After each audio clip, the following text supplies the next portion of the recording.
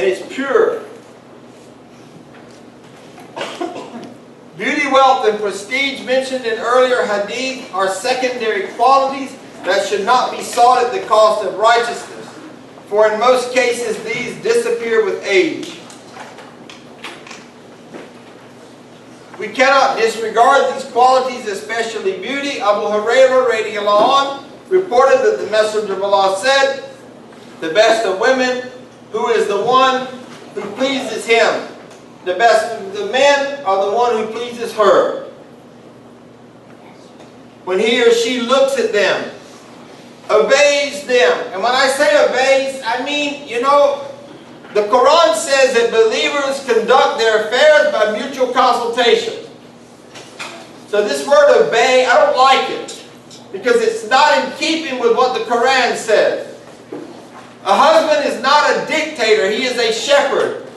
He is a kalon. He is responsible to make his woman stand because he's there for her emotionally, he's there for her spiritually, he's there for her in every single way.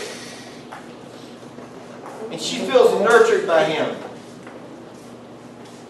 And he feels nurtured by her. The best of men and women is the one who pleases him or her and does not subject him or her, person or money, to what they dislike. It's a two-way street, people. So I want to marry a righteous man, and my husband all of a sudden says, "Well, I think I'm going to open up a place, a little restaurant, but we got to sell wine or we won't make it." And wife says, "No, please, let's don't do that." He said, "Well, you just stay home and take care of the children. I'll manage this." Are any of these virtues here exemplified in that kind of approach? No. Aisha reported that Allah's Messenger said, "Make a good choice for your seed. Marry men and women who are compatible to you. And marry your daughters and your sons to them who are compatible." That means that you need to entertain them. You need to go on a trip with them and find out who they really are. And let me tell you something, folks. Over and over and over again, I receive phone calls from young people.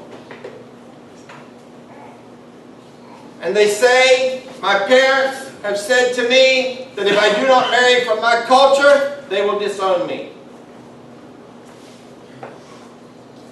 Is that from Islam? No. No. No. Is that nationalism? Yes. Yes. Yes. I want to tell you, folks, you may have to find it hard to believe this. Almost every single week, a young person says that to me. I'm not kidding you. I'm not exaggerating. That my parents have told me, if I don't marry from my culture, they'll disown me. What does that say about our hearts? The recesses of our heart. What it says to me is that our heart is filled with the same sin of Iblis.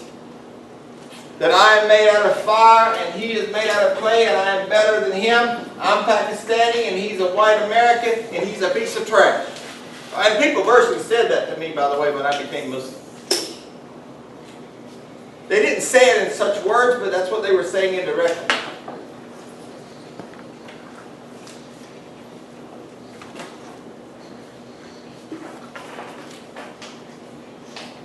Deen and good character. The Prophet Muhammad ﷺ instructed the guardians of women to marry them to men of good deen and character.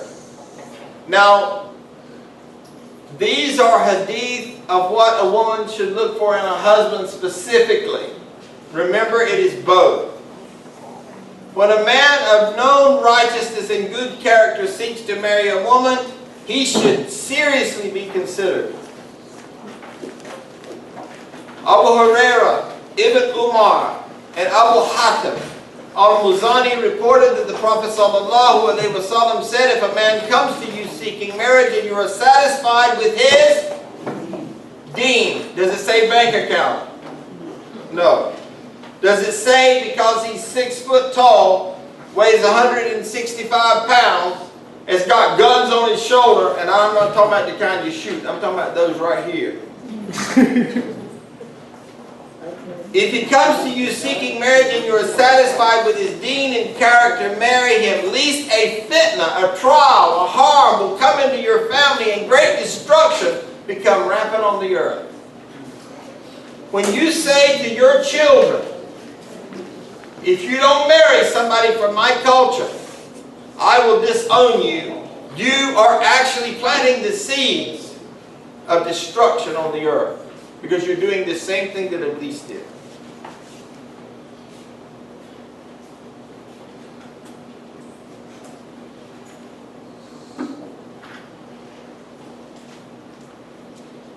Is wealth important? Unfortunately, when looking for a husband or wife, the woman's family or wali first looks at his bank account instead of his iman, taqwa or aqidah, his creed, his practice.